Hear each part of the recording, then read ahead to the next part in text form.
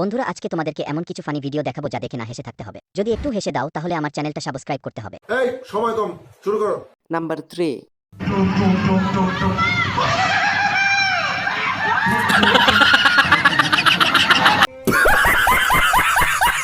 Number 2.